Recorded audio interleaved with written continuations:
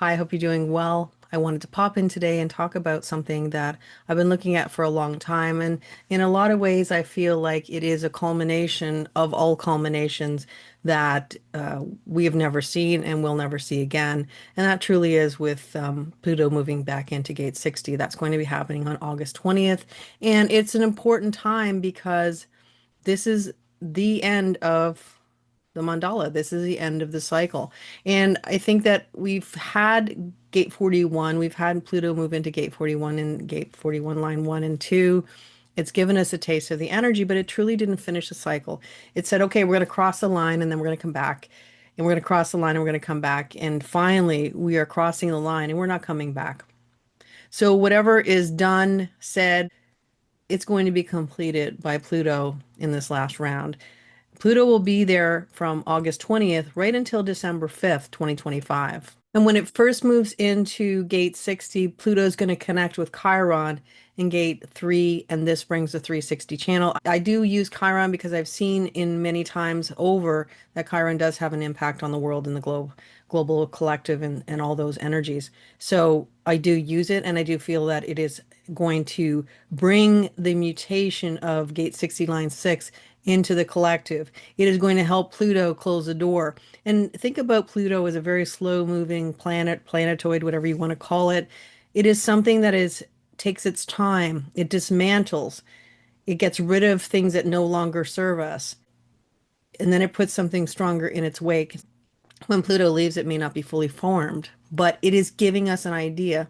And I think that the changes that Pluto is going to bring and has been bringing will not be revealed in the day it leaves or anything like that. It will be revealed as time passes, and you'll notice it in your own life. You'll notice it on the global stage, and you'll notice it in a lot of different ways.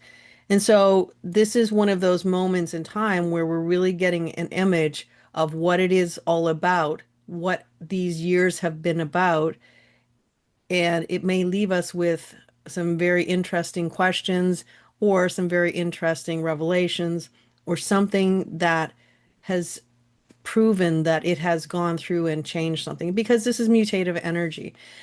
It can go through different gates, but when it gets to a gate that's individual energy, gate 60 is individual energy. And not only that, gate 60 is a format energy. It is something that is connected to genetic mutations, things that have never been done before. When it's combined with gate three is pulling from all that genetic material and making something new. This is mutation. But ultimately, the 360 channel is format energy. It begins the mutation process from the root center and goes directly to the throat center for manifestation. It has a direct route right to the throat center. 360 goes to the sacral, from the sacral it goes to the 14.2, and then from the G center it goes to the throat center through the 8.1. And this is a very powerful energy that, we will not see this type of energy in a very long time. So we could say that Pluto is completing an evolutionary cycle that is 248 years in the making. And so that's huge when you look at it from that perspective. And it's really interesting because gate 60 line 6 is a typical 6 line in that it is not quite like all the rest of the lines. It's a little bit of gate 60 and it's a little bit of gate 41 because it's moving into the future. But we know that there's always going to be about some level of limitation. What do you have in the moment? In the final dregs, it may show us that you can manage within limitation, and it can show us that limitation is where creativity comes from. Now, if you look at the opposition to Gate 60, you see Gate 56, which is about stories that we tell that help us believe in something new, something that may come in the future. Gate 56 is about believing in the light, and Gate 60 is about working through limitation, but believing in the light with Gate 56 brings you to a transcendent moment where you transcend your boundaries because they've been moved out of your way by the universe, and you find a place of enlightenment, awakening, or at the very least, you've evolved in some way. And this is the opportunity that Pluto is giving us. And when Pluto moves into gate 41 on December 5th, 2025, sort of the end of this year, it begins a true cycle of the mandala. And this is the beginning of everything. This is the initiating codon. And so, to me, this is the beginning of the journey of whatever we have left before we get into the new global cycle. So, this is the last bits of the cross of planning and the cross of Maya. And now we're moving into eventually in 2027, February 15th, we're going to be moving into the new global cycle, which will be the primary will be the cross of the sleeping phoenix, and the secondary will be the cross of penetration. We're also moving into a sixth line, moving away from the first line into a sixth line. And all of these things are on the countdown. And what does that say in how the collective is going to respond to it? I think that there's this general feeling of change, some shift. You don't really know what it is, but something's changing, and I think a lot of people feel it. Things aren't the way they used to be, and they're not supposed to be because we are at the very end of the cycle in so many ways.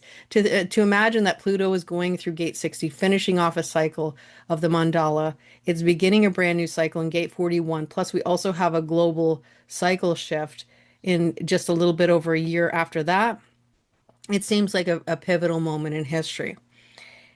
And what we see is people not knowing what exactly is happening. And I truly don't know either what's happening because I'm just looking at transits. How it all plays out in the real world is another story altogether. And patterns can be patterns, but the reality of life is truly what the truth is. And we'll see how it plays out. And for me, it's just about pondering what might happen, what might be. But having said that, it is very evident that a lot of people are trying to go back to the past, which I thought was going to be the case. And it has sort of played out the way I thought it was. And when you think about gate 60, line 6, what does what do most people want to do when they feel like they're losing control or they feel like there's something slipping out of their hands and they can't stop it from happening? It's like you have parents who have a child and the child is growing up, and most parents want their child to grow up and to become independent and to move on. But then there are other parents who want to hold on to that child and keep them in that little, tiny little space, and they'll always be their baby and they don't want them to grow. And in some ways you could say gate 60 line 6 in its detriment can be like that, to just restrict things, to stop things from happening, to stop the mutation from happening. And that's not what we want. We know that things are changing. We know that limitation may be part of the future. But the other perspective is, should we live as aesthetics, or should we live as, in a way where we stop doing anything we love because we feel like, you know, it will help us transcend something? Well, no, that's not the way either. And what this is saying is that there's balance, to allow things to grow as they will and to accept things as they come and to understand that things may be very different than what we expected them to be, and to understand that a lot of things that we have relied on may also fall away. But we see a lot of this fervor for bringing back the good old days, bringing back all the cross of planning themes, bringing back religion. We see religious wars. We see my people are better than your people. We see that we're promised this, the promised land, the promised everything. And, our people are going to get what we need. This is tribal energy, and we're moving away from that. We're moving into individual energy. And there's no going back. And even if we want to grip onto this present time and say we want this to go back like the good old days and everything's going to be just exactly the way it used to be, it's not going to happen that way. And that is why awareness is so key, because it allows you to let go and not hold on to rigidity, which is the line that this is in. Now, the thing about Pluto and Gate 60 is that it may or may not bring mutation, just as with every sixth line. Wisdom is always potential. It is always there for every sixth line, but whether or not it is manifest, or it expands into being wisdom is never known until that moment when it does come. And so whatever comes, whatever mutations, whatever shifts are happening, they may or may not come. But if they do come, they're not something that is like an innovation about AI or something like that. It's something that is born from something that already exists, a resurgence of something that once existed, resurging, but not just the way it used to be. It is something that we mutated in a way that it never was before. So It's brand new, but also familiar, if that makes sense. It's almost like an ancient wisdom is being reemerged, and long dormant codes that we haven't seen for years are coming to the surface again. And I really do believe that in the future, that intuition will no longer be considered something that is foo-foo and kind of not to be thought of as of validity. I just saw the other day there was some conversation between Brian Cox, who is he's a I believe a quantum physicist, and he was taking shots at Deepak Chopra. For I don't know, I really don't know the actual story of how or what they're talking about, but I look at it and I think, okay, this is a cross of planning and then of science. Science is the only thing, and now we have the cross of the sleeping phoenix and also penetration. I mean, these are very mutative, individual, and connecting to your intuition. So we have the movement of one to the other, and I think that a world that exists where science and spirituality can walk hand in hand or at least side by side is a world worth living in, because it doesn't dispute that there are other ways to find information. There are other ways to understand how we are evolving. There are other ways to understand how we know things, and we can't necessarily logic it out, and we can tell people exactly why we know something. And I see that there are more and more people who are, they're psychics or they're tarot readers or they're intuitives or they're mediums or anything, those any of those terms that people call themselves when they're using their intuition. They're rising, and because they're predicting things like never before. And I would think that it seems like people are getting even more spot on with the predictions. And I think that's because the veil is thinning between the global cycles, and we're allowing that intuition to be what it is.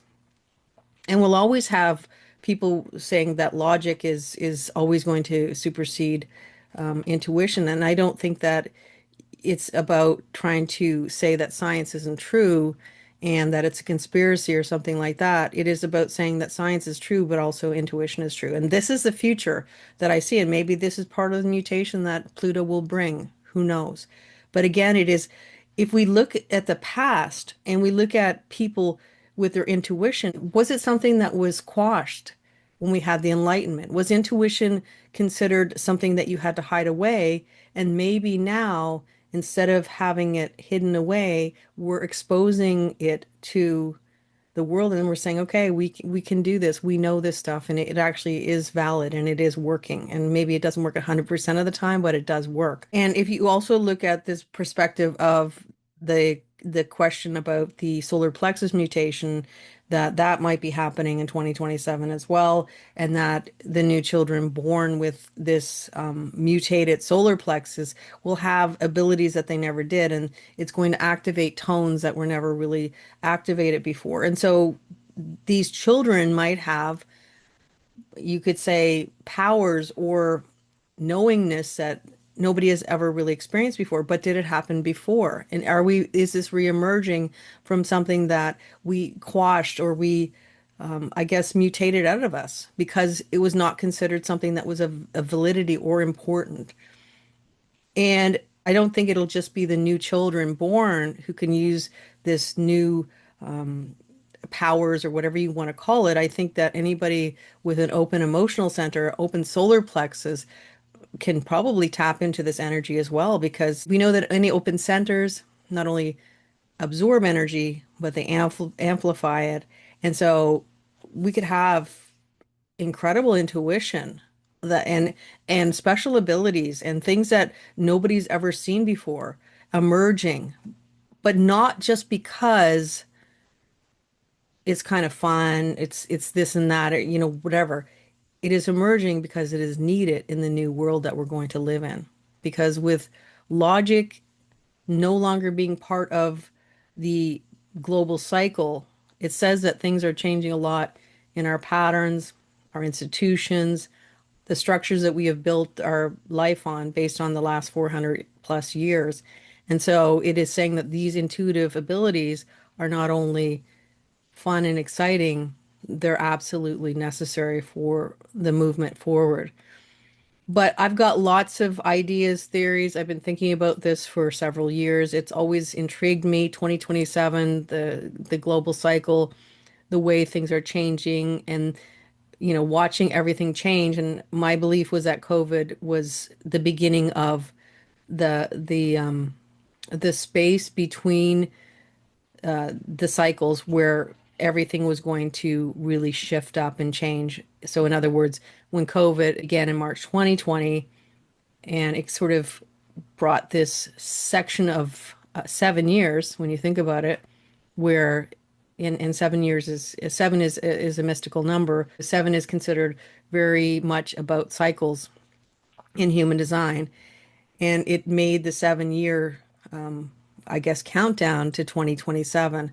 And so this is where we're at. And now we're at just, a little over a year and a half before we move into the new global cycle. And so a lot of things are going to play out and are playing out, and we see it happening on the global stage. And I'll keep talking about it if people are interested in listening.